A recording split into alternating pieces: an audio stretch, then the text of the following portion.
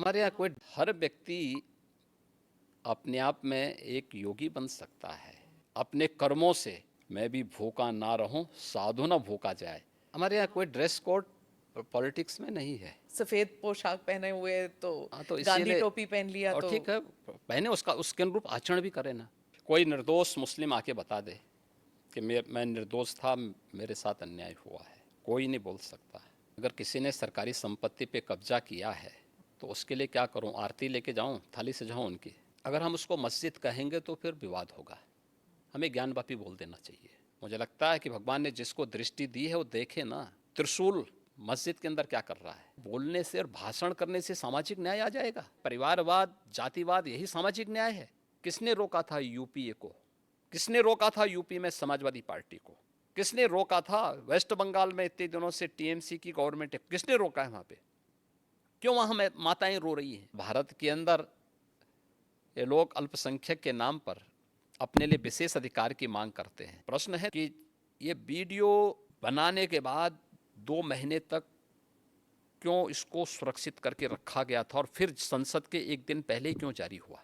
दोस्तों को कांटा बोलने वाला व्यक्ति कभी उसके ऊपर पुष्प की वर्षा नहीं होती है। आज जो पाकिस्तान में हो रहा है उसके कर्मों का फल है ये। Nation first. अगर देश में किसी को रहना है तो उसको राष्ट्र को सर्वोपरि मानना होगा, अपने मत और मजहब को नहीं। मीडिया के रिपोर्टर के रूप में अगर आप तुलना करें तो महर्षि नारद ही थे।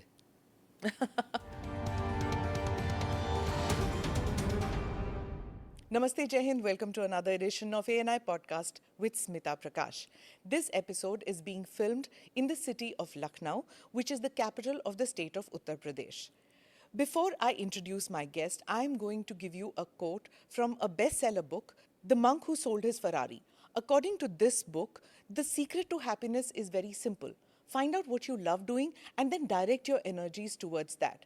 My guest today did exactly that. He's a monk who found a purpose beyond divine pursuit. Yogi Adityanath is the two-time Chief Minister of Uttar Pradesh, the state whose population is more than that of France, Germany and UK combined. With a population of 230 million, making up 17% of India's population, UP would be the world's sixth largest country by population if it were a real country. A state that was considered one of the most backward in India for over 100 years. A state that sent indentured laborers to British colonies when India was under colonial rule. Yet, it's also the state from where independent India got 9 of her prime ministers. Yogi Adityanath, the two-term chief minister of the state, is a monk who wears his Hindu identity with pride. He's been pilloried for being majoritarian and riding roughshod with Muslims who constitute 19% of the population of Uttar Pradesh. For those viewers not familiar with Yogi Adityanath's political beginnings, Yogi ji ने 1996 में महंत अवैधनाथ के लिए चुनाव प्रचार शुरू किया। 1998 में महंत अवैधनाथ ने सक्रिय राजनीति से संन्यास लिया और अगले लोकसभा चुनाव के लिए उन्होंने योगी आदित्यनाथ को अपना उत्तराधिकारी और उम्मीदवार घोषित किया और फिर 1998 में योगी आदित्यनाथ 26 वर्ष की आयु में गोरखपुर निर्वाचन क्षेत्र से सबसे कम उम्र वाले लोकसभा सदस्य बने। Today's conversation with Yogi Adityanath is going to be something which has never been seen before. That much I can promise you. प्रणाम योगी जी, ANI पॉडकास्ट में आने के लिए धन्यवाद। आपके राजनीतिक जीवन के बारे में मैं पॉडकास्ट के दूसरे हिस्से में बात करूंगी। पहले मैं जानना चाहूंगी कि आप धर्मयोगी कब, कैसे, क्यों बने? क्योंकि इतनी छोटे से उम्र में आप में ये त्याग की भावना क्यों जागी? आप साइंस के स्टूडेंट थे, तो साइंस और धर्म ये कैसे मिलाप हुआ? देखिए, सबसे पहले हम लोगों को धर्म समझना पड़ेगा। भारत की परंपरा को अगर हम जानना चाहेंगे तो भारत ने केवल उपासना विधि को धर्म नहीं माना है। कर्तव्य और सदाचार को धर्म को का एक रूप माना है और धर्म को उससे जोड़ करके देखा है। धर्म एक व्यवस्था है, एक वे ऑफ लाइफ है, जिसको आप एक जीवन पद्धति कह सकते हैं। वो जीने की एक कला है। विज्ञान उसके उन्नयन का एक माध्यम है। अध्यात्म उसकी चरम स्थिति, यानी साइंस उसका एक बहुत छोटा सा पार्ट है। हम जब भौतिक दृष्टि से देखते हैं तो साइंस का एक अन्वेषण होता है, एक एक्सपेरिमेंट हो जाता है। लेकिन जब चेतना का विस्तार हम करेंगे तो चेतना का वह विस्तार अध्यात्म की एक नई ऊंचाइयों तक पहुंचाएगा, जहां पे व्यक्ति किसी कार्य का केवल सृष्टा ही नहीं बनेगा बल्कि उसका दृष्टा भी बन सकता है। और यही वैदिक ऋषियों ने किया था जी। इसलिए स्वाभाविक रूप से एक सीमित क्षेत्र और एक सीमित भूमिका के साथ आगे जाने के बजाय उसमें स्वयं प्रवेश करके देखो क्या है, तो बहुत कुछ देखने को मिल रहा है। तो उन चीज़ों को लेकर के इसलिए मैंने अध्यात्म का सहारा लिया और उससे आगे बढ़ करके फिर उस अन्वेषण की यात्रा हमारी लगी हुई, एक साइंस के स्टूडेंट के साथ साथ एक योगी के रूप में उस दिशा में आगे कार्य कर रहे हैं। नाथ समुदाय के बारे में कुछ बताइए हमें कि उसमें ऐसी क्या बातचीत थी कि जो आप इतनी कम आयु में आप जुड़ गए उस समुदाय से? देखिए, नाथ संप्रदाय भारत का प्राचीनतम संप्रदायों में से एक है। यह भारत की एक उस विशिष्ट साधना पद्धति का प्रतिनिधित्व करता है जो वास्तव में व्यवहारिकता को लिए हुए है और व्यवहारिक दृष्टि है। यद्यपि सभी संप्रदायों की अपने अपने दर्शन हैं, अपने अपने मंत्र हैं, अपनी अपनी पद्धतियां हैं, सब में श्रेष्ठता है और उसमें मुझे जो उचित लगा मैंने उस समय वो किया। और उस समय के जो सर्वश्रेष्ठ संतों की परंपरा थी, महंत अवेद्यनाथ जी महाराज को मैंने अपने पूज्य गुरुदेव के रूप में चयन करके मैंने उनसे दीक्षा ली। एक गुरु का मिलना, वो भी एक it's a matter of luck भी कहिए, फेट कहिए। तो जब आप मिले उनसे तो आपको उसी वक्त पता लग गया था कि ये मेरे गुरु बनेंगे? देखिए, पता किसी को नहीं लगता है और ये लक भी नहीं है, ये जन्म जन्मांतर का प्रारब्ध है और ये उसी के साथ जुड़ता है।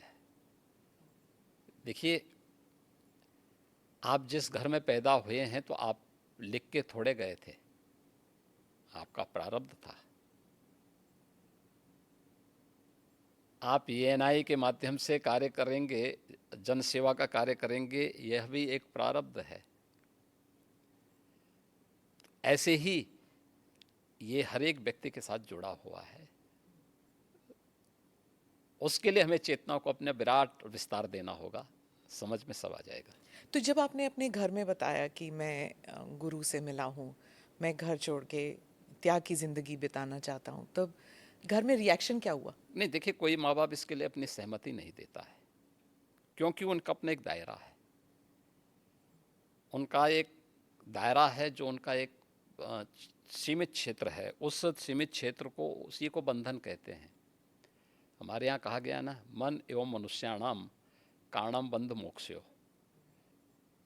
व्यक्ति के बंधन और मोक्ष का कारण उसका मन है, जो सोचता है कि मैं मेरा परिवार, ये जब भावना आती है ना तो व्यक्ति उस तक सीमित रहता है और यही उसके बंधन का कारण है। जो उस बंधन को तोड़ करके बाहर निकलता है वही उसकी मुक्ति का माध्यम बनता है, उसके मोक्ष का कारण बनता है। और उस बंधन को जो भी तोड़ेगा, ये बंधन हर एक क्षेत्र में व्यक्ति के जीवन में आते हैं। कष्ट एक हुआ आपको? विद्यार्थी अगर अपने बंधन को नहीं तोड़ेगा, एक क्लास में ही कहेगा कि नहीं मुझे तो इसी क्लास में रहना क्योंकि मुझे अच्छा लगता है, क्या वो अगली क्लास में जा पाएगा? नहीं जा पाएगा। एक शिक्षक कहेगा कि नहीं मुझे तो जहाँ नियुक्ति मिली है मैं उसी रूप में, या कोई कार्मिक इसी रूप में कहेगा कि मुझे वहीं काम करना है, क्या वह आगे बढ़ पाएगा? नहीं बढ़ पाएगा। उसको एक बंधन तोड़ना होता है। एक क्लास में है, क्लास के बंधन को तोड़ करके अगली क्लास में जाता है, उसका प्रमोशन होता है। तो हर एक व्यक्ति के जीवन में इस प्रकार की स्थितियाँ आती हैं। एक धर्म योगी से आप फिर राजनीति में आए, उस सफ़र के बारे में बताइए। और एक और सवाल मेरे मन में उठ रहा था, जैसे आप बता रहे थे कि एक इंसान जो दुनियादारी और बंधनों से आप निकल चुके हैं, तो अ, उस वैराग्य से आप अगर राजनीति में आते तो उसमें कॉन्फ्लिक्ट नहीं हुआ आप में? देखिए, यही अंतर है। धर्म योगी नहीं, योगी योगी होता है, और मैं एक योगी हूँ। धर्म का मतलब केवल पूजा पद्धति नहीं है। कर्म भी। धर्म एक समग्र जीवन की पद्धति है। धर्म कर्तव्य के पथ की प्रेरणा देने वाला, उस पथ का की ओर अग्रसर करने वाला, आग्रही बनाने वाला एक मार्गदर्शक है। हम उसको केवल पूजा पद्धति तक सीमित नहीं कर सकते। एक योगी के रूप में एक परिवार के बंधन को तोड़ करके समाज के इस विराटता के साथ अपना जुड़ाव हुआ है। इसलिए उस विराटता के साथ जोड़ करके अपने आप को कार्य करना। दूसरा, एक योगी का मतलब ये नहीं कि वह केवल अपने स्वयं की मोक्ष प्राप्त करने के लिए, आध्यात्मिक लाभ के लिए वह अपने आप को सीमित कर ले। अगर समाज के सामने चैलेंज है, कोई चुनौती है, तो उस चुनौती से जूझने के लिए भी अपने आप को तैयार करें। याद रखना, साधना की जो सबसे पहली पद्धति आती है उसमें सेवा है। भक्ति के मार्ग का भी जो नौधा भक्ति की व्यवस्था की गई है भारत की संतों ऋषियों ने, उसमें पहला मार्ग सेवा है। कोई भी साधक सन्यासी या योगी बनता है तो उसके लिए सेवा के मार्ग का अनुसरण करके ही आगे की दीक्षा का मार्ग प्रशस्त हो पाता है। हम लोग भी जब एक योगी के रूप में सार्वजनिक जीवन में आए तो सार्वजनिक जीवन में किसी पद या प्रतिष्ठा के लिए नहीं, बल्कि इस कार्य के लिए आए कि नहीं, यह एक सेवा का माध्यम है और हम समाज के अंतिम पायदान पर बैठे हुए व्यक्ति की सेवा इस पद पर रह करके अंत्योदय कर सकते हैं, और उसी लक्ष्य को लेकर के व्यक्ति कार्य करता है। जी। मैं फिर से उसी बात पे आऊँगी, जब आप घर छोड़ के निकले थे। अभी हाल ही में हमने देखा, एक फ़ोटो आपने ट्वीट किया था और वो वायरल भी हो गया था, जब आप अपने माता से मिलने गए थे। तो उस वक्त आपको कैसा लगा जब आप गए थे? देखिए, मैं कई वर्षों के बाद गया था। जी। मेरे पिताजी का जो है देहांत 2020 में हो गया था। मैं उससे पहले उनसे या उस अपने परिवार के लोगों से कई वर्षों से नहीं मिल पाया था। संजोग से कोरोना कालखंड प्रारंभ हो चुका था, लॉकडाउन प्रारंभ हो चुका था, तो उनके अंतिम संस्कार कार्यक्रम में मैं भाग नहीं ले पाया था। आपके पिताजी के? हाँ। तो मुझे जब गत वर्ष अवसर मिला था तो मैं अपनी माँ से मिलने के लिए जरूर गया था।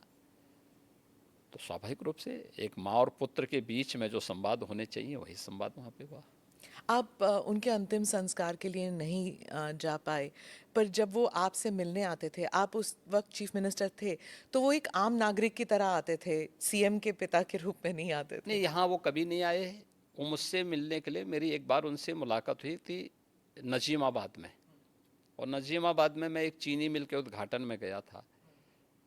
तो भाषण करते हुए मैंने देखा सामने जो है कोई बैठा है, तो मैं पहचान गया उनको। मैंने कहा भी ये तो मेरे पिताजी हैं लगता है। वो सभा के बीच में बैठे हुए थे। तो फिर मैंने सभा समाप्त होने के बाद अपने साथ के कुछ लोगों से कहा, मैंने कहा देखो यार, वो आए हैं तो उनको बुलाओ, थोड़ा मुलाकात करते हैं। तो तब मेरी मुलाकात हुई थी। जी। आपकी छोटी बहन जो हैं, उन्होंने एक इंटरव्यू में कहा था कि 30 साल उन्होंने आपको राखी नहीं बांधी। 2022 में एक इंटरव्यू में उन्होंने कहा कि अ, कई वर्ष पहले जब उन्हें पता लगा कि आप घर छोड़ के आप योगी बनने के लिए निकले हैं, तो उन्होंने कहा कि वो भिक्षा मांगने वाले संतों में आपको ढूंढ रही थी, और मिले नहीं आप उन्हें। बहुत मुश्किल हुआ होगा ना उन्हें? देखिए, ये सबके जीवन में आता है, लेकिन मुझे लगता है कि इन चीज़ों को हमें जो है केवल अपने स्वयं के स्मरण के लिए रखना चाहिए, और स्वाभाविक रूप से सबके जीवन में आता है। कई वर्षों के बाद जो है इस चीज़ें चलती रहती हैं, और मुझे लगता है यही जीवन है। मैं एक इंटरव्यू का एक्सर्प्ट पढ़ना चाहती हूँ सर, क्योंकि ये हिंदी अखबार में छपा था और हमारे कई दर्शक हैं जो इंडिया से बाहर रहते हैं, वो शायद उन्होंने पढ़ा नहीं होगा। ये पढ़ के मुझे बहुत कठिन लगा जब मैंने पढ़ा, तो कि कैसे महसूस कर रही होंगी वो। उन्होंने, मैं पढ़ के सुनाती हूँ, उन्होंने कहा, योगी के मुख्यमंत्री बनने के बाद कई लोग कहते थे कि आपको शर्म नहीं आती, आप मुख्यमंत्री की बहन हैं और बहन होकर आप चाय की दुकान चलाती हैं, इन हालतों में रहती हैं। मैं उनको एक ही बात कहूँगी, मैं गरीब हूँ, ये मेरा नसीब है। शर्म तब आनी चाहिए जब आप कोई गंदा काम कर रहे हों, किसी के हक का छीन कर खा रहे हों। मैं तो मेहनत करके अपनी गुजर बसर करती हूँ। हाँ, ठीक बात है। मैं इसलिए पूछ रही हूँ सर, क्योंकि आमतौर पर लोग समझते हैं ना कि चीफ मिनिस्टर हो या फिर सांसद हो, विधायक हो, इनके इर्द गिर्द लोग जो हैं इतने धनी हो जाते हैं और फिर सार्वजनिक जीवन में इसलिए आते हैं कि जो धन कमा चुके हैं उसे प्रोटेक्शन के लिए। और एक ये इंटरव्यू है आपकी बहन का। देखिए, व्यक्ति को कभी भी धन और वैभव संतुष्टि नहीं दे सकती है, और मुझे लगता है कि सबसे बड़ा योगी वह है जो स्वयं की मेहनत से संतुष्ट है, स्वयं के परिश्रम से संतुष्ट है। दूसरों की मेहनत से कुछ प्राप्त करना और फिर उसको छीन लेना, ये तो डकैती है। उसके अलग अलग रूप देख सकते हैं आप समाज में, और मुझे लगता है सबसे निंदनीय कर्म यही है। और यही अंतर है एक योगी और एक सांसारिक मनुष्य में। एक सांसारिक मनुष्य के बारे में शास्त्रों में कुछ बातें कही गई हैं कि वह त्रुटियां अवश्य करेगा, हमेशा भ्रमित होगा। तीसरा, वह हमेशा उसके मन में दूसरों को धोखा देने की प्रवृत्ति होगी।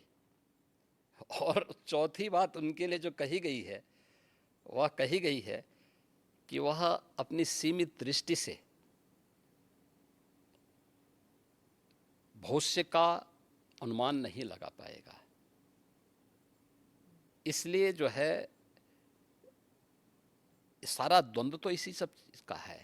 पर आपकी तो, जैसे आपकी तो ट्रेनिंग हुई होगी ना, गुरुजी ने आपको तो सिखाया होगा। मैं क्या कह रहा हूँ ना, लेकिन हम लोग उनका तो कुछ नहीं ना, आपके इसीलिए परिवार का। इसीलिए मैं क्या क्या कह रहा हूँ ना, हर व्यक्ति अपने आप में एक योगी बन सकता है, एक योगी बनने की सामर्थ्य ले सकता है। अपनी मेहनत से, अपने कर्मों से हम जो कुछ अर्जित करें, मैं भी भूखा ना रहूं, साधु ना भूखा जाए, अगर ये भाव हर व्यक्ति के अंदर आ जाए तो फिर यह समग्रता सबकी संतुष्टि का कारण बन सकता है, सारे विवादों का समाधान कर सकता है। जब आप पीठाधीश बने, आपके भारत में और भारत से बाहर भी इतने अनुयायी हैं, तो उस वक्त आपको क्या ऐसा किसी ने कहा कि आप पीठाधीश होके भी तो सार्वजनिक कार्य कर सकते हैं, राजनीति में क्यों उतर रहे ये हैं? कोई बंधन थोड़ा है, ये कोई बंधन किसी के लिए नहीं है। हम मनुष्य पहले हैं, उसके बाद योगी हैं या सन्यासी है। और मैंने आपको बताया ना कि एक योगी के रूप में समाज के प्रति जो मेरे कर्तव्य हैं, उन कर्तव्यों का निर्वहन करूं मैं, सेवा को धर्म को मैं सेवा का माध्यम बनाऊं, इससे बड़ी बात और क्या हो सकती है। और हम वही कर रहे हैं। तो एक सन्यासी का कर्तव्य क्या होता है? क्या वही जो कर्म कर रहा है अपना, ये चाहे पत्रकार हो या फिर राजनीतिक हाँ, हर को? व्यक्ति, हर जीवन, हर व्यक्ति कर सकता है, हर व्यक्ति कर तो सकता है। आप आपका मुझे एक बात बताइए हम्म, कि सबसे बड़े जो है मीडिया के रिपोर्टर के रूप में अगर आप तुलना करें तो महर्षि नारद थे। आप मुझे हैं थे कि नहीं थे? नारद जी रिपोर्टर चलिए। सबसे बड़े रिपोर्टर तो ये थे हाँ। कि वो हर लोक की सूचना, इस लोक में इस लोक की सूचना दूसरे लोगों तक पहुंचा देते थे। वो क्या थे? वो एक सन्यासी तो थे।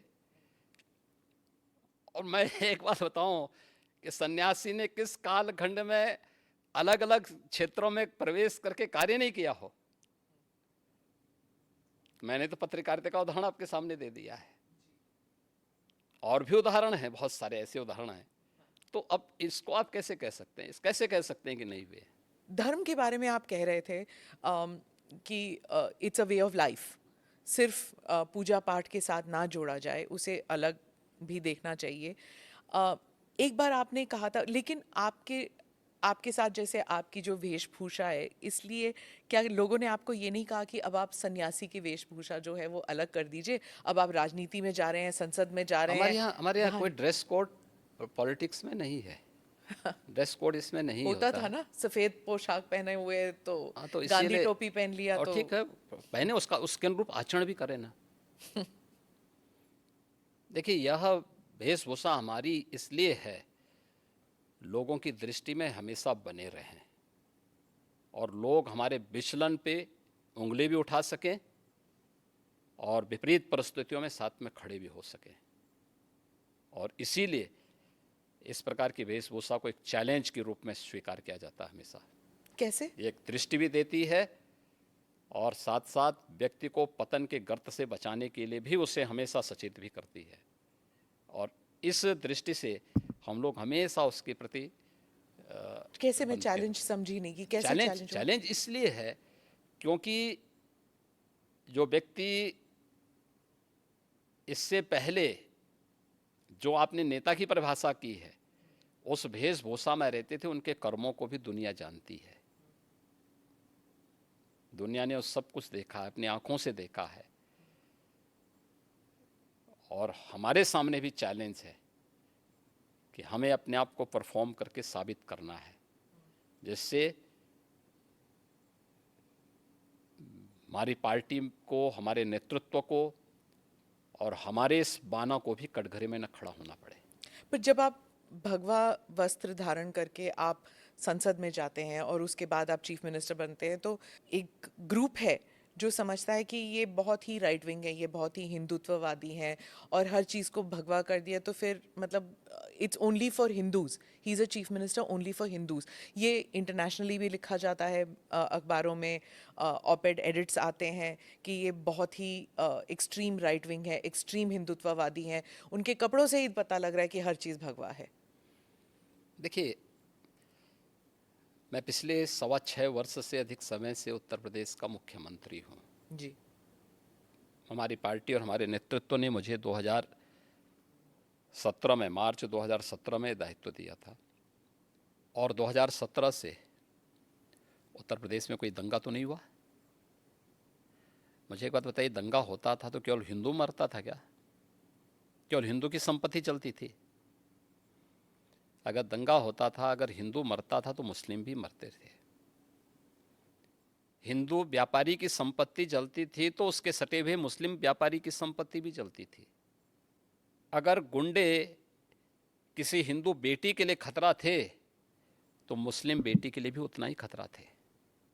कर्फ्यू लगता था और व्यापार प्रभावित होता था तो व्यापार तो पूरे बाजार का और पूरे मार्केट प्रभावित होती थी ना, एक व्यक्ति नहीं प्रभावित होता था। परसेप्शन खराब हुआ था तो यूपी का खराब हुआ था ना। पहचान का संकट यूपी के हर नागरिक के सामने आया था ना, केवल हिंदुओं के सामने नहीं आया था।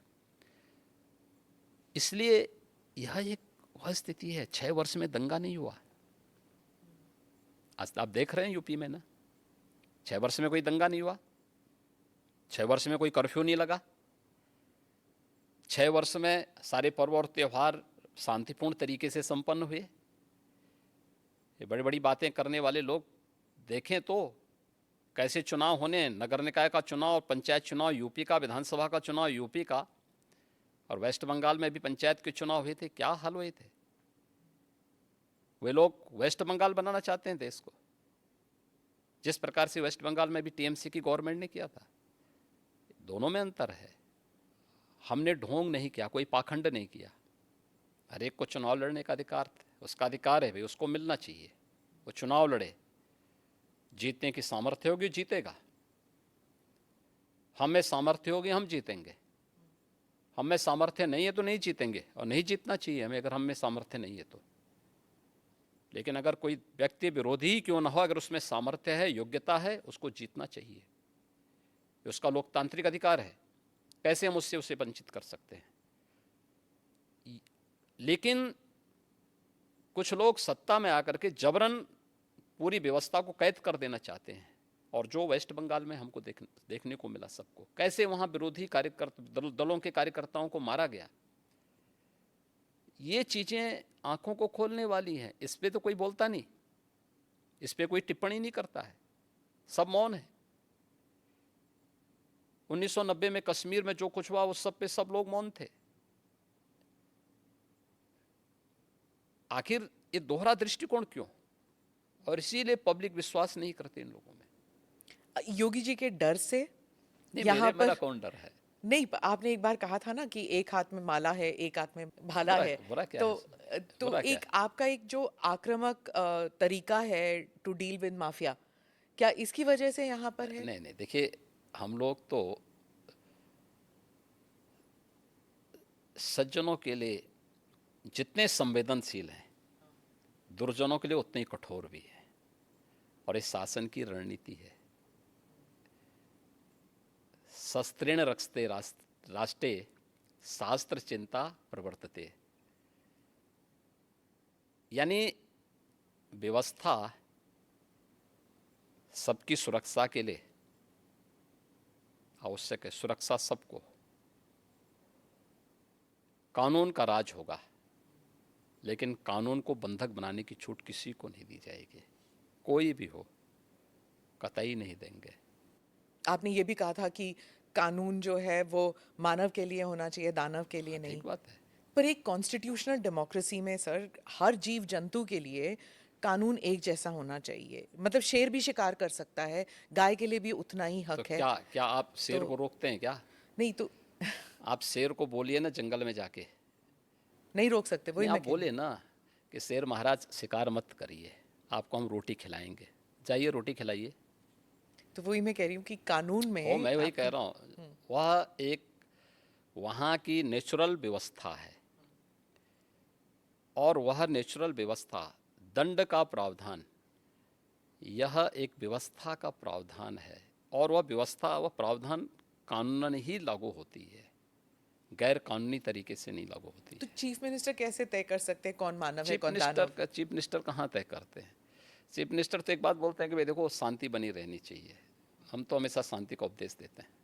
कुछ लोग तो नहीं मानते कि आप शांति, सिर्फ शांति, मतलब आप बुलडोजर बाबा, ये सब आपके साथ, आपके नाम के साथ जुड़ा हुआ है, और आपका जो एक सिस्टम बना है, बाकी चीफ मिनिस्टर्स भी उसको कॉपी करने लग गए हैं। मुझे एक बात एक जगह बताइए, आप बुलडोजर बाबा है तो वहाँ बुलडोजर मामा भी आ गए हैं अब। मुझे एक बात बताइए, जी। इतने बड़े प्रदेश में इंफ्रास्ट्रक्चर का डेवलपमेंट होना चाहिए कि नहीं होना चाहिए? जी। और क्या इंफ्रास्ट्रक्चर के लिए क्या आज भी हम कुदाल और फावड़ा लेकर के जाएंगे, कि हमें उसके लिए बुलडोजर और आधुनिक मशीनें चाहिए? बुलडोजर बाबा उसके लिए नहीं कहा जाता आपको सर, आप भी ओह, जानते हैं। अब इंफ्रास्ट्रक्चर के मार्ग में कोई बाधक होगा, यहाँ पहले होता क्या था, कोई कार्य स्वीकृत होता था, अभी पैसा अलॉट हुआ नहीं कि माफिया जाके जबरदस्ती हड़प करके सामान गिरा देते थे। अब लैंड का अलॉटमेंट हो रखा है कि यह हाईवे यहाँ से अयोध्या के लिए बनना है, ये बाराबंकी होते हुए बनना है, तो सत्ता प्रायोजित माफिया क्या करते, कहते नहीं नहीं अब ये यहाँ से नहीं बनेगा, हमारी सुविधा इधर से है, हम इसको यहाँ से बना करके, वो अपना वहाँ पे मिट्टी और गिट्टी सब गिराना प्रारंभ करते थे। आधा दोरा काम छोड़ के पैसा निकाल लेते थे। ये सत्ता में बैठे हुए लोगों की हिम्मत नहीं थी कि उन माफियाज को रोक सके। आप मुझे बताइए, इस माफिया के लिए बुलडोजर चला करके उसको ध्वस्त करके जो अलॉटमेंट सरकार ने तय कर रखा है, इस पे ही हाईवे बनेगा और उसी पे नियम के अनुसार कार्य होगा, ये तय करना इस सरकार का काम है या नहीं है? यही सरकार का कार्य है और सरकार यही कर रही है। पर जैसे आपके प्रदेश में 19% मुसलमान पॉपुलेशन है और कई लोग कहते हैं, उस समुदाय के लोग कहते हैं कि आप वो बुलडोज़र को उनके घरों को तोड़ने में इस्तेमाल करते हैं। किसी किसी कोई अवैध। कोई निर्दोष मुस्लिम आके बता दे कि मैं निर्दोष था, मेरे साथ अन्याय हुआ है। कोई बता दे, कोई नहीं बोल सकता। और फिर न्यायपालिका तो सबके लिए खुली है ना। पर जैसे अगर किसी ने कानून तोड़ा है, जैसे ये माफिया के लोग हैं, पर उनका घर तोड़ना क्यों ज़रूरी पड़ गया? नहीं, अगर किसी ने सरकारी संपत्ति पे कब्जा किया है तो उसके लिए क्या करूं? आरती लेके जाऊं, थाली सजाऊं उनकी, जो अब तक होता था? उत्तर प्रदेश की जनता क्या चाहती है? उत्तर प्रदेश की जनता यही चाहती थी कि उनको सुरक्षा मिले और इन गुंडा तत्वों पर, इन माफियाज पर सख्ती हो। बीजेपी को प्राप्त जनादेश इस शक्ति की ओर लगातार इशारा करती है, आम पब्लिक के सेंटिमेंट को इसके साथ जोड़ती है। 19 से 20% आबादी हो या 100% आबादी, कानून का राज सबके हित में है और वही समृद्धि का मार्ग भी आगे बढ़ाएगी।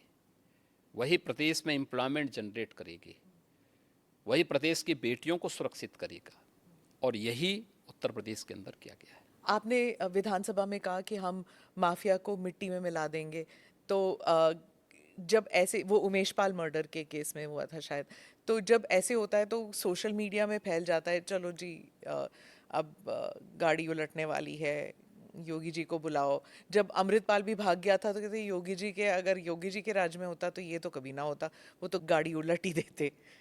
देखिए, कानून का राज हर हाल में होना चाहिए और सुरक्षा की गारंटी हर व्यक्ति को मिलनी चाहिए। सरेआम एक अधिवक्ता की कोई हत्या कर दे, ये स्वीकार्य नहीं हो सकता है। और जो लोग इन माफियाज को संरक्षण करते थे तो उनको विधानसभा में ही संदेश दिया गया था कि माफिया को बहुत संरक्षण दे हो, ये माफिया मिट्टी में मिल जाएंगे, चिंता मत करो। आप रिग्रेट नहीं करते हैं ये आपने जो कहा? नहीं, काहे, किस बात के लिए? कुछ भी गलत नहीं था। यही तो आपका जो ये आक्रामक एक स्टाइल है, उस स्टाइल को बहुत से लोग कॉपी करने लग गए हैं, या उस स्टाइल को लेकर एक एक योगी स्टाइल बन गया है कि देखिए, हाँ, कोई स्टाइल नहीं है। ऐसा हो देखिए, गया है, आप मना ही करें। हम लोग तो एक सामान्य उसके तहत काम करते हैं। देखिए, जो समाज के अनुकूल है, एक सामान्य नागरिक के अनुकूल है, प्रदेश के अनुकूल है, हम वही करेंगे। विधानसभा में आपके और अखिलेश जी के बीच में जैसे जब स्पीचेस चलती हैं, आप कुछ कह देते हैं, फिर वो वापस कुछ कहते हैं, फिर आक्रमण, आप जैसे कोई इंडिया पाकिस्तान मैच चल रहा हो वैसे चलता है आपका। नहीं, देखिए, कोई इंडिया पाकिस्तान नहीं है, ये हिंदुस्तान है। ये पाकिस्तान तो दलिद्रता की नई पराकाष्ठा को प्राप्त कर रहा है और उत्तर प्रदेश देश का सबसे समृद्ध राज्य है। उत्तर प्रदेश प्रकृति और परमात्मा का प्रदेश है। इतनी फर्टाइल लैंड हमारे पास है, किसान यहाँ पर समृद्ध है, समृद्धि की ओर अग्रसर हो रहा है। इसलिए उत्तर प्रदेश के किसी भी पक्ष को, चाहे वह सत्ता पक्ष हो या विपक्ष हो, पाकिस्तान से उसकी तुलना नहीं होनी चाहिए। इंडिया के बारे में आप क्या कहते हैं? INDIA जो विपक्ष का देखिए, बना है। वह इंडिया नहीं बोलना चाहिए। I.N.D.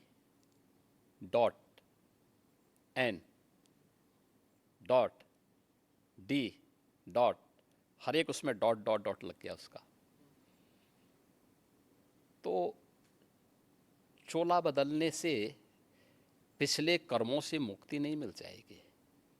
जनता तो पुराने करामातों को देख रही है, वह करामात यूपीए का हो, कांग्रेस का हो, सपा का हो, या फिर जो और लोग हैं, आम आदमी पार्टी का है, क्या गदर मचा रखी है इन लोगों ने, टीएमसी का हो, या जो भी, सबकी एक जैसी स्थिति है। तो इसलिए ये लोग चोला बदल करके देश को भ्रमित करना चाहते हैं। देश की जनता लोकतांत्रिक दृष्टि से बहुत परिपक्व है। आपको नहीं लगता कि जैसे विपक्ष कह रही कि बीजेपी डर गई जब ये आईएनडीआई का गठन हुआ, तो वो डर के मारे एनडीए को फिर से उजागर करने की कौन उनका कोशिश कर रहे हैं? कैप्टन कौन है? हमारे कैप्टन तो मोदी जी हैं। Team BJP, team NDA, team India के कैप्टन के रूप में देश को नेतृत्व दे रहे हैं। सभी बीजेपी से जुड़े हुए सभी दल, जितने भी हमारे एलाइज हैं, वे सब एक नेता के रूप में।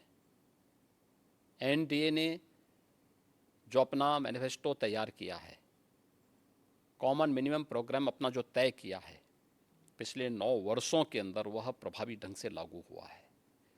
सामाजिक न्याय बोलने से और भाषण करने से सामाजिक न्याय आ जाएगा? सामाजिक न्याय, परिवारवाद, जातिवाद, यही सामाजिक न्याय है। उस गरीब के घर में शौचालय बने, उस गरीब को मकान मिले, उस गरीब को राशन मिले, उस गरीब को स्वास्थ्य की सुविधा मिले, उस युवा को रोजगार की व्यवस्था हो,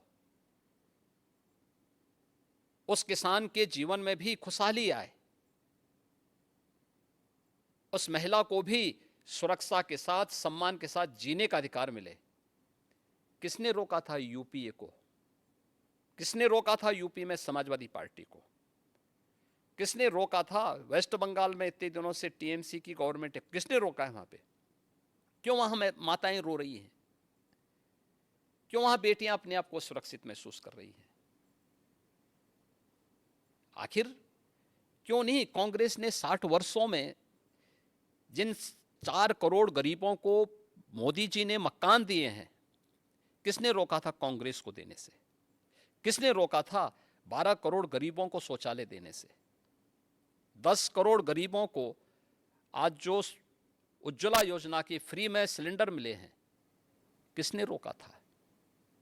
ये हाथ में स्मार्टफोन और टैबलेट पकड़े हुए आज का हमारा स्मार्ट युवा, स्मार्ट बनाने से उसको रोका किसने आज़ादी के बाद 60 वर्षों तक? ये कांग्रेस। यही तो कर रहे थे लोग। देश को लोकतंत्र के नाम पे जड़ता पैदा की थी इन लोगों ने, जातिवाद को बढ़ावा दिया था, परिवारवाद को आगे बढ़ाया था। आज मोदी जी के नेतृत्व में पिछले 9 वर्ष में देश में क्रांतिकारी परिवर्तन हुआ है, ऐतिहासिक परिवर्तन हुआ है। दुनिया आज भारत की तरफ देख रही है, भारत के प्रति दुनिया के नजरिए बदले हैं। इन चीजों को भी तो इनको समझना चाहिए। आपने कहा था कि आपके राज्य में अब युवाओं के हाथ में, एक हाथ में पहले हाथ में तमंचा हुआ करता था, अब टैबलेट है। टैबलेट है। तो आप तमंचा किसके बारे में बात कर रहे थे? सपा शासन? सपा के सरकार में यही होता था, क्योंकि कोई रोजगार तो होता नहीं था। नौकरियां निकली तो सत्ता से जुड़े हुए दलाल बैग लेकर के प्रदेश में घूमने निकल जाते थे वसूली में। सबकी पर्चियां जाती थीं, फिर उसी के हिसाब से नियुक्तियां होती थी, फिर न्यायालय उसमें रोक लगाती थी। उत्तर प्रदेश में जब 2017 में भारतीय जनता पार्टी की सरकार बनी थी, उत्तर प्रदेश का पुलिस बल देश का सबसे बड़ा पुलिस बल है, और इस पुलिस बल में 1.5 लाख पुलिस कार्मिकों की जगह खाली थी। अनुमान करिए कैसे चलता रहा होगा ये प्रदेश। मैंने मार्च 17 में पूछा, मैंने कहा भी ये जो है इतने पद खाली पड़े हुए हैं तो भर्ती के लिए क्या हुआ? कहा साहब कोर्ट की रोक है। कोर्ट की रोक क्यों है? फिर न्यायालय ने कोई कारण से रोका होगा ना। तो फिर बताया गया कि साहब जो है प्रक्रिया गलत थी। मैंने कहा गलत क्या थी बताओ मुझे। जब भर्ती बोर्ड को मैंने बुलाया, उन्होंने कहा साहब इसमें लीकेजेज की ये संभावनाएं थी। तो मैंने कहा न्यायालय ने ठीक तो किया था। हमने यूपी पुलिस में पिछले 5 वर्ष में 1,65,000 पुलिस की भर्ती की प्रक्रिया को बिना किसी रुकावट के पूरी की है। वे सभी नौजवान, जिसमें 20% महिला पुलिस कार्मिक भी हैं। ये केवल उसी में नहीं, शिक्षकों की भर्ती में भी आप सोचिए, बेसिक शिक्षा में 1.5 लाख पद खाली थे। हमने उस प्रक्रिया को 1,64,000 से अधिक भर्ती शिक्षकों की भी पूरी की है। बेसिक और सेकेंडरी एजुकेशन की बात कर रहा हूँ मैं, हायर एजुकेशन और टेक्निकल एजुकेशन की या मेडिकल एजुकेशन की अभी मैंने चर्चा नहीं की, ये भर्ती अलग है। और ये सभी प्रक्रियाएं पूरी पारदर्शी तरीके के साथ, पूरी शुचिता के पूर्ण तरीके से संपन्न हुई हैं। तो यही महिला होता था। सुरक्षा की बात आप कर रहे थे, तो ऐसे भी होता था उत्तर प्रदेश में, मैंने खुद कवर किया है कि अगर कोई पीड़िता दलित थी तो वो पुलिस स्टेशन में जाके अपना एफआईआर नहीं दर्ज कर सकती थी क्योंकि वहाँ पर कोई यादव एसएचओ था। ये सब उत्तर प्रदेश में बहुत बहुत मान्यता रखते क्योंकि गांव-गांव में ये जातिवाद जो है वो इतना हावी लेकिन था। आज ऐसा नहीं है। आज देखिए, हमने यूपी में मिशन शक्ति का एक अभियान चलाया है। आप आश्चर्य करेंगे कि हमारे पास जब 17 में हम आए थे तो मात्र 10,000 महिला पुलिस अधिकारी और कर्मचारी थे। कुल कार्मिकों की संख्या हमारे पास 10,000 थी। आज हमारे पास यह संख्या 40,000 है। और हमने एक मानसिकता भी थी कि उन महिला कार्मिकों को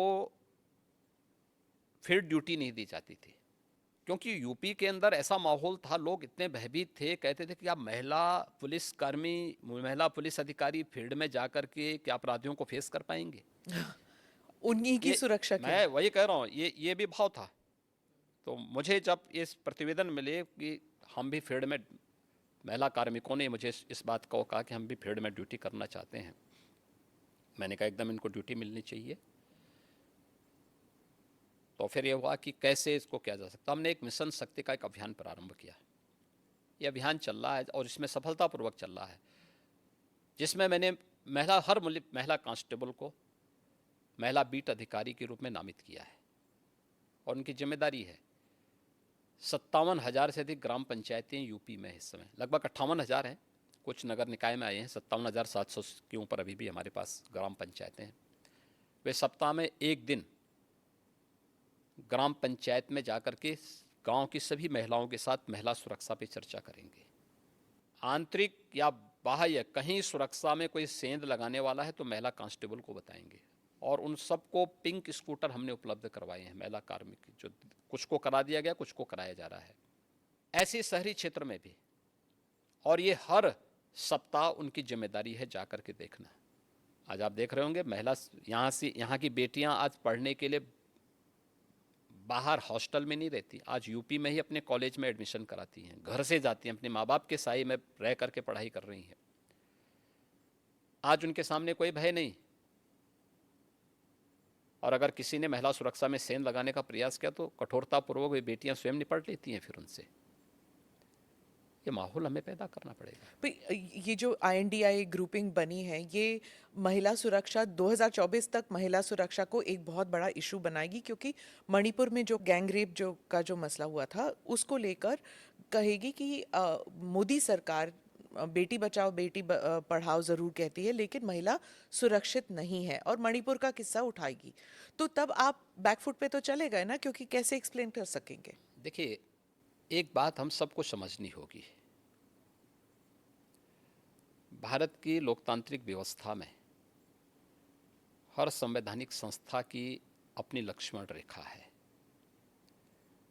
और जब भी उसका अतिक्रमण होगा तो दुर्भाग्य से इस प्रकार की स्थितियां बनती हैं।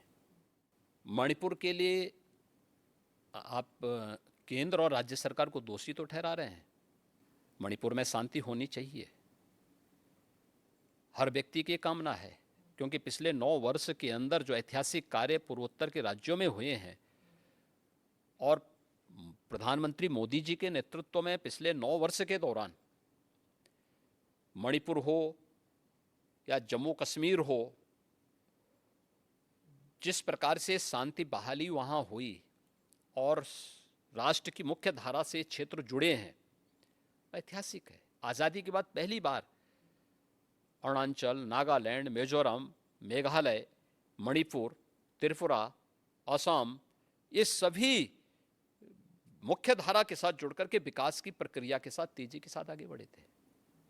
दुर्भाग्य से पड़ोसी मुल्कों के द्वारा जिस प्रकार की साजिशें कभी कभी रची जाती हैं, और लगातार नॉर्थ ईस्ट के मामले में तो इसके साक्ष्य हैं, कहीं ना कहीं जब किसी स्तर पर अनावश्यक लक्ष्मण रेखा का अतिक्रमण करके कार्यपालिका के कार्य में जब कोई संवैधानिक मशीनरी अनावश्यक रूप से हस्तक्षेप करेगी, जो काम संसद का है, जो काम कार्यपालिका का है, उसमें हस्तक्षेप होगा, तो इस प्रकार की दुर्भाग्यपूर्ण स्थिति बनती है। आप विश्वास करिए, मणिपुर में फिर से शांति बहाली होगी और वहाँ पर बीजेपी की गवर्नमेंट जिस विकास की प्रक्रिया को आगे बढ़ा रही थी, प्रक्रिया आगे बढ़ेगी, तेजी के साथ आगे बढ़ेगी। पूर्व सेनाध्यक्ष कांग्रेस हो या यूपीए हो या INDIA जो ग्रुप है, ये जो dot dot dot dot group है, यह ग्रुप अपने यहाँ देखे ना, बेटी मणिपुर की हो या राजस्थान की, यूपी हो या बिहार या वेस्ट बंगाल, हर बेटी को सुरक्षा मिलनी चाहिए, हर नागरिक को सुरक्षा मिलनी चाहिए, और ये किसी भी सरकार की सर्वोच्च प्राथमिकता होनी चाहिए। लेकिन प्रश्न है, देश की जनता भी करना चाहेगी इन लोगों से कि ये वीडियो बनाने के बाद 2 महीने तक क्यों इसको सुरक्षित करके रखा गया था, और फिर संसद के एक दिन पहले क्यों जारी हुआ, जिस दिन संसद चलनी थी उसी दिन क्यों जारी हुआ। इसके पीछे क्या साजिश नहीं दिखती है? अस्थिरता पैदा करना इसका उद्देश्य नहीं है। इसके नाम पे भारत को बदनाम करना और भारत की लोकतांत्रिक व्यवस्था को बदनाम करने की इसकी साजिश नहीं है। जो लोग अपने यहाँ लोकतंत्र बहाली नहीं कर पाते, लोकतंत्रवादियों को कुचलते हैं, उन लोगों की साजिश इसके पीछे है, और उसका मोहरा कुछ चुनिंदा लोग बन रहे हैं। क्या ये सब दिखाई नहीं देता है? ये सब स्पष्ट है। हम लोगों को इन चीज़ों को भी देखना होगा, और इससे सतर्क होकर के ही हम शांति भी बहाली करेंगे। साथ साथ आम जनमानस का विश्वास मोदी जी के प्रति है, और फिर से मोदी जी के नेतृत्व में NDA की गवर्नमेंट बनेगी, इसमें 2024 में कोई संदेह नहीं होना चाहिए। आप राजनीतिक साजिश की बात करते हैं। पूर्व सेनाध्यक्ष मनोज नरवणे ने कहा है कि इसमें एक अंतर्राष्ट्रीय एंगल भी हो सकता है। उन्होंने कहा कि जो भारत के जो एनिमीज़ हैं, चाहे चाइना हो या फिर पाकिस्तान हो, वो हमारे बीच जो लोग हैं और जो फिशर्स हमारे बीच हैं, जो दरारें हैं हम लोगों के बीच, उन दरारों को और डीप और गहरा करना चाहती है। तो इस मणिपुर के किस्से को ही लेकर उन्होंने कहा कि हो सकता है कि उनका भी कोई हाथ हो इसमें। नहीं, मैंने कहा ना कि जो लोग लोकतंत्रवादियों को अपने देश में कुचलते हैं, उनको मणिपुर और भारत का लोकतंत्र कैसे अच्छा लग सकता है। और आपका राज्य भी नेपाल से जुड़ा हुआ है। आप भी एक किस्म से आप भी एक फ्रंटियर हमारे यहाँ स्टेट कोई है। दिक्कत नहीं आएगी। उत्तर प्रदेश सुरक्षित है और उत्तर प्रदेश सुरक्षित रहेगा। INDIA को लेकर बात चल रही थी, तो अगर अखिलेश और राहुल गांधी फिर से वापस आते हैं जैसे 2017 के चुनाव में आए थे, तो क्या फिर से बीजेपी के लिए? उत्तर प्रदेश में सभी जोड़ियां आ चुकी हैं। 2014 में ये सब मिलकर के लड़ चुके हैं। 2017 में, 2019 में, 2022 में चारों चुनाव मोदी जी के नेतृत्व में भारतीय जनता पार्टी और NDA ने विराट बहुमत के साथ में सफलता प्राप्त की है। और 2024 में उत्तर प्रदेश भी और देश भी इंतज़ार कर रहा है। देश को धोखा देने वाले, देश की जनता को जाति, मत और मजहब के आधार पर बांटने वाले, सामाजिक न्याय के नाम पर परिवारवाद और जातिवाद को प्रश्रय देने वाले, अपने राजनीतिक स्वार्थों के लिए देश को आतंकवाद, नक्सलवाद और अलगाववाद की भट्टी में झोंकने वाले तत्वों को ये देश कभी स्वीकार नहीं करेगा, कभी नहीं स्वीकार करेगा। उनकी पार्टियां सब कहते हैं कि आपकी पार्टी है जो एक सिस्टम लाना चाहती है और उस सिस्टम के अंतर्गत आप जुडिशरी को, इलेक्शन कमीशन को, मीडिया को, सबको दबा के रखते हैं और यूसीसी भी उसी में कह रहे हैं कि यूनिवर्सल सिविल कोड भी उसी रास्ते में एक है। देखिए, यूसीसी के बारे में दुष्प्रचार ज़्यादा है। मुझे एक बात बताइए कि हम न्याय की बात करते हैं, हम सामाजिक न्याय की बात करते हैं और परिवार में न्याय नहीं कर पा रहे हैं। ये शुरुआत परिवार से तो करो। शादी ब्याह का हो या संपत्ति और विरासत का मामला, ये सब पे एक समान रूप से लागू होना चाहिए। वन नेशन वन लॉ की थ्योरी लागू तो होनी ही चाहिए। अगर एक देश के नागरिक हैं, और दुर्भाग्य है कि दुनिया के अंदर अल्पसंख्यक समुदाय अपने लिए विशेष अधिकार की मांग नहीं करता, वो बहुसंख्यक समाज के साथ जुड़ने की बात करता है। और भारत के अंदर ये लोग अल्पसंख्यक के नाम पर अपने लिए विशेष अधिकार की मांग करते हैं। भारत के कानून को हर एक को स्वीकार करना चाहिए और उसी में सबकी सुरक्षा और सबकी समृद्धि निहित है। जी, मैं वापस उत्तर प्रदेश पे आती हूँ। राम मंदिर, लोग कहते हैं कि आपके भाग्य में ही शायद लिखा था कि मंदिर आपके कार्यकाल में होगा। गोरखनाथ पीठ और अयोध्या मंदिर, इसका संबंध अगर आप हमारे दर्शकों को बताएं। देखिए, प्रधानमंत्री मोदी जी ने आज़ादी के अमृत महोत्सव को जिस भव्यता और दिव्यता के साथ आयोजित किया है, देखिए, जब ये देश 1947 में आज़ाद हुआ था, दुर्भाग्य से उसके एक दिन पहले देश का दुर्भाग्यपूर्ण विभाजन भी हुआ। बहुत सारे लोग देश की आज़ादी के जश्न में उस समय शामिल नहीं हो पाए होंगे, या उस समय के कोई चश्मदीद आज के दिन पे बताने की स्थिति में नहीं रहता है। बहुत कम लोग होंगे जिनको उस समय की घटनाओं के बारे में इस प्रकार की स्थिति जानकारी होगी। लेकिन हम सब कह सकते हैं, आज की हर पीढ़ी का हर नागरिक कह सकता है कि जब ये देश अपनी आज़ादी के 75 वर्ष पूरा किया था, तब हमने देश के जश्न के साथ सहभागिता की थी, हर घर पे तिरंगा पहना करके। हर ग्राम पंचायत और हर नगर निकाय कह सकता है कि साहब हम भी भागीदार बने थे, क्योंकि हमारे घर में अमृत महोत्सव हमारे गांव में बना हुआ है, हमारे नगर में बना हुआ है। यह कार्यक्रम सफलतापूर्वक संपन्न हुआ और आज़ादी के अमृत महोत्सव के मुख्य संबोधन में प्रधानमंत्री मोदी जी ने देशवासियों को कुछ बात कही थी, कुछ संकल्प दिलाए थे कि 2047 में अगर भारत को दुनिया की एक महाशक्ति के रूप में स्थापित करना, एक विकसित भारत की परिकल्पना को अगर साकार करना है, तो उन्होंने कुछ संकल्प दिलाए थे जो पंच प्रण के रूप में जाने जाते हैं। इस पंच प्रण में विरासत का सम्मान भी है, गुलामी के अंशों को सर्वथा समाप्त करना भी है और नागरिक कर्तव्य भी है। अयोध्या में श्री राम जन्मभूमि का मंदिर निर्माण का कार्य है, ये उसी विरासत का सम्मान है जो कार्य आज़ाद भारत में 1947 में होना चाहिए था। लेकिन दूरदर्शिता का अभाव, भारत की परंपरा और भारत की संस्कृति के प्रति दुराव स्पष्ट दिखाई देता है। अन्यथा यह विवाद 1947 में सुलझ सकता था, 1949 में सुलझ सकता था, इसके बाद भी सुलझ सकता था, कभी सुलझने नहीं दिया गया।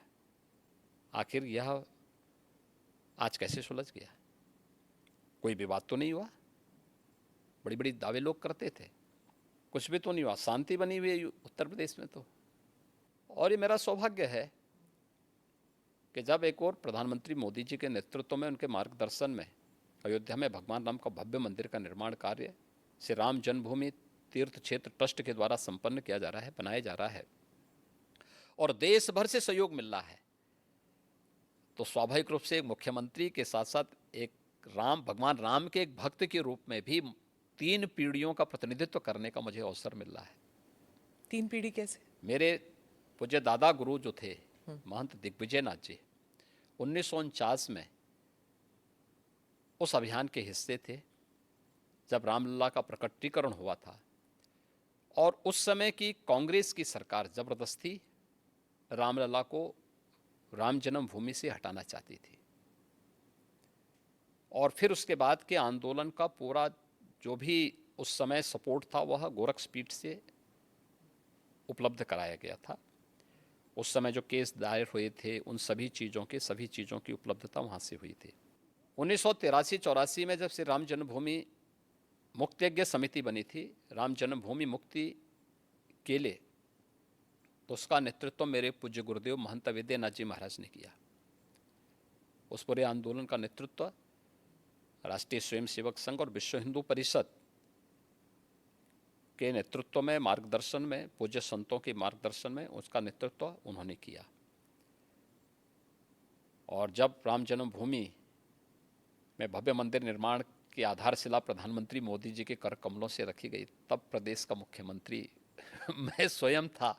तो मेरे लिए तो ये बहुत ही गौरवपूर्ण क्षण था और स्वाभाविक रूप से एक आत्मिक संतुष्टि का भी माध्यम बना कि एक तरफ करोड़ों लोगों के जीवन में परिवर्तन लाने के लिए शासन की योजनाओं को उन तक पहुंचाने का आनंद भी मिलता है, और दूसरी तरफ विरासत का सम्मान भी हम इस रूप में कर पा रहे हैं।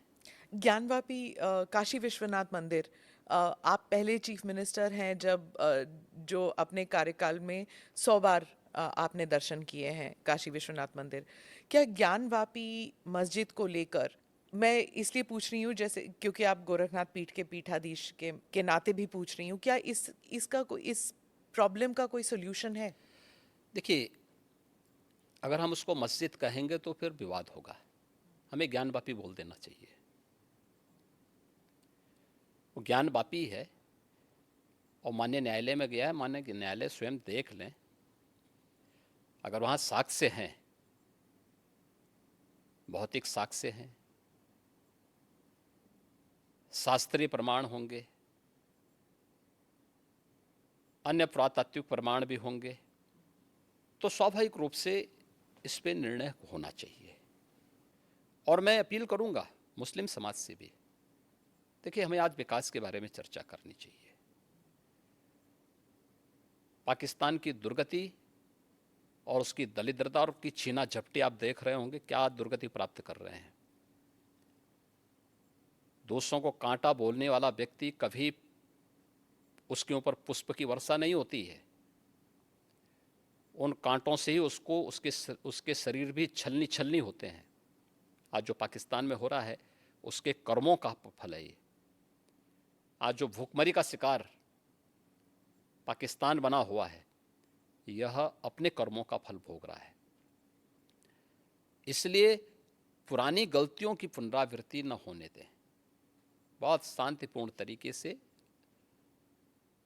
उपलब्ध साक्ष्य जो इस बात को प्रमाणित करते हैं। मुझे लगता है कि भगवान ने जिसको दृष्टि दी है वो देखे ना, त्रिशूल मस्जिद के अंदर क्या कर रहा है, हमने तो नहीं रखे ना, वहाँ तो सुरक्षा है, सेंट्रल फोर्सेज है, उनके मुतवल्ली हैं, ताला चाबी उनके पास रहती है, त्रिशूल कैसे वहाँ बने हुए हैं? ज्योतिर्लिंग हैं, देव प्रतिमाएं हैं, पूरी दीवारें चिल्ला चिल्ला के क्या कह रही हैं। और उसके बाद भी हम जानबूझ करके, देखिए एक होता है कि जन्म से दिखाई नहीं देता है, हम मान सकते हैं कि दिव्यांग है, जन्मांध है, दृष्टिबाधित है, एक जानबूझ करके ढोंग करे। जो दृष्टिबाधित है उसको दिशा दिखाई जा सकती है, लेकिन जो ढोंग कर रहा है उसको कोई दिखा नहीं सकता है। आप ढोंगी किसे कह रहे हैं? मैं इसीलिए कह रहा हूं ना, जो उन प्रमाणों को नकार रहा है, उन प्रमाणों के बाद भी ये कहता है कि नहीं साहब, तो जबरदस्ती वाली बात करते हैं। देखिए, आप इतिहास में तोड़ मरोड़ कर सकते हैं, लेकिन उन ऐतिहासिक साक्ष्यों के साथ नहीं जो वहाँ की दीवारें चिल्ला चिल्ला के कहती हैं, और उन ऐतिहासिक साक्ष्यों को भी देखने की आवश्यकता है। और मुझे लगता है कि ये प्रस्ताव मुस्लिम समाज की तरफ से आना चाहिए कि साहब ऐतिहासिक गलती हुई है और उस गलती के लिए हम चाहते हैं समाधान हो। आपने मुस्लिम समुदाय के साथ कोई ऑफ देखिए, हमने अपनी तरफ से कोई पहल नहीं की है, वे पहल करना चाहेंगे तो ज़रूर विचार करेंगे। जी, आपने पाकिस्तान का जिक्र किया योगी जी। एक और बात चर्चा में आई है, वो सीमा हैदर का जो केस है। उन्होंने अपील भी किया है, योगी जी और मोदी जी आप दोनों मुझे वापस मत भेजिए, मैं पाकिस्तान वापस नहीं जाना चाहती। पबजी के माध्यम से ये रिवर्स लव जिहाद कहा जा रहा है, कुछ लोग इसे वो टर्म दे रहे हैं। देखिए, ये सुरक्षा एजेंसियां उसको देख रही हैं और जो भी रिपोर्ट आएगी उसके अनुसार बाद में उसमें विचार करेंगे। एक भारत से भी एक लड़की जो है वो पाकिस्तान चली गई और उसने भी वो अपना देख धर्म रहे हैं, सुरक्षा परिवर्तन किया। एजेंसियां उसको देख रही हैं। 2 देशों से जुड़ा हुआ मामला है और संबंधित एजेंसियां इसमें काम कर रही होंगी। सर एक मैं सवाल पूछूंगी कि साउथ एशिया में भारत का रोल आप क्या विजन करते हैं कि क्या होना चाहिए? क्योंकि बहुत से लोग कहते हैं कि हम विश्व गुरु का जो सपना देख के चले हैं वो थोड़ा ओवर एम्बिशियस है। तो साउथ एशिया में और ग्लोबली आप आपका विजन क्या है भारत के देखिए, लिए? मैंने कहा ना, पिछले 9 वर्ष में प्रधानमंत्री मोदी जी के नेतृत्व में भारत ग्लोबल लीडर के रूप में स्थापित हुआ है। कोई संदेह नहीं कि प्रधानमंत्री मोदी जी के नेतृत्व में अगले 3 वर्षों के अंदर भारत दुनिया की तीसरी बड़ी अर्थव्यवस्था के रूप में स्थापित न हो जाए, जरूर होगा। दुनिया के अंदर भारत की अपनी एक पहचान बनी है, भारत के बारे में लोगों के दृष्टिकोण में बदलाव आया है और जो भारत के बारे में कहा जाता था, आज प्रधानमंत्री मोदी जी के नेतृत्व में वह साकार हो रहा है। सर अंत में एक सवाल ज़रूर पूछूंगी, क्योंकि ये महाराष्ट्र सदन में हुआ था कि एक विधायक ने कहा था कि जो नारा चल रहा है कि भारत में रहना होगा तो वंदे मातरम कहना होगा, और उनके मज़हब में ये उन्हें परमिशन नहीं देता कि आप खुदा के अलावा किसी और के बारे में आप सिर झुकाएं किसी और के सामने। देखिए, देश संविधान से चलेगा, मत और मजहब से नहीं। देखिए, मैं ईश्वर का भक्त हूँ, ईश्वर में अगाध निष्ठा रखता हूँ, लेकिन किसी पाखंड में विश्वास नहीं करता हूँ। आपने देखा होगा, जब मुझे हमारी नौकरशाही ने कहा कि नोएडा लोग नहीं जाते, चीफ मिनिस्टर को नहीं जाना चाहिए, मैं उसको उल्लंघन करके नोएडा गया, कई बार गया, आधा दर्जन बार जा चुका हूँ। दूसरी बार मुझे कहा गया कि रात्रि में सीएम को बिजनौर में निवास नहीं करना चाहिए, तो मैं जानबूझ करके वहाँ रुका और मैंने पूछा, मैंने कहा भी क्यों नहीं निवास करना चाहिए? तो उन्होंने कहा साहब दोबारा सीएम नहीं बन सकता है। तो मैंने कहा मैं दोबारा भी सीएम बनूंगा, चिंता मत करो। दूसरा सवाल ये नहीं है, सवाल ये है कि मैं प्रदेश का सीएम हूँ। आप ये बोलिए ना कि साहब वहाँ रहने की व्यवस्था नहीं है, तो जो भी गेस्ट हाउस होगा उसी में रहेंगे ना, आखिर कोई तो रहता होगा। एक कमरा चाहिए मुझे, तो सोने के लिए एक तख्ता चाहिए, ओढ़ने के लिए एक कंबल चाहिए, तो कुछ चाहिए थोड़ा है। तो इसमें जो है क्यों आप इस प्रकार की बातें करते हैं? मैं गया था, रुका था वहाँ पे। ऐसे ही आगरा के सर्किट हाउस के बारे में कहा जाता था, यानी मुझसे पहले पता नहीं कोई सीएम रुका कि नहीं रुका, लेकिन कि वहाँ सर्किट हाउस में जो सीएम रुकता है वो अपशकुन हो जाता है। तो मैंने कहा पूछा, मैंने कहा भी क्या अपशकुन होता है? उन्होंने कहा साहब जो है उसकी कुर्सी चली जाती है। तो मैंने कहा जो कुर्सी कल जानी वो आज चली जाए, लेकिन मैं रात्रि को रुकूंगा यहीं। फिर किसी ने कहा साहब यहाँ पे प्रेत आत्माएं आता ही हैं, तो मैंने कहा कम से कम उनसे वार्ता करने का अवसर मिलेगा ना रात्रि में। तो तुम सब सो जाओगे तो कम से कम किसी से बातचीत तो करूँगा रात्रि में कि भाई कौन है क्या है। तो पाखंड में हमारा कतई विश्वास नहीं है एक, और इसीलिए मैं इस बात को कह सकता हूँ कि भारत का भविष्य उज्जवल है और 2024 में फिर से प्रधानमंत्री मोदी जी की लीडरशिप में एनडीए बहुमत के साथ आएगी इसमें कोई संदेह किसी को नहीं होना चाहिए। और वंदे मातरम मैं वापस आती हूँ, वो उसे मैं क्या धर्म कर के रहा साथ हूँ? जोड़ना चाहिए देखो, कि नहीं? देखिए मैं क्या कह रहा हूँ, मैंने पहले कह दिया ना, संवैधानिक व्यवस्था से देश संविधान से चलेगा, मत और मजहब से नहीं। जी। आपका मत, आपका मजहब अपने तरीके से होगा, अपने घर में होगा, अपने मस्जिद, अपने इबादत गाह तक होगा, सड़क पे प्रदर्शन करने के लिए नहीं। और इसको आप जो है किसी भी अन्य तरीके से दूसरे पे थोप नहीं सकते हैं। नेशन फर्स्ट, अगर देश में किसी को रहना है तो उसको राष्ट्र को सर्वोपरि मानना होगा, अपने मत और मजहब को नहीं। और मत और मजहब सेकेंडरी प्रश्न है, नेशन फर्स्ट है। धन्यवाद योगी जी, आप धन्यवाद ANI जी। के साथ बात करने के बहुत लिए बहुत धन्यवाद। धन्यवाद। Thank you for watching or listening to this episode of ANI podcast with Smita Prakash. Hope you liked it as much as I enjoyed speaking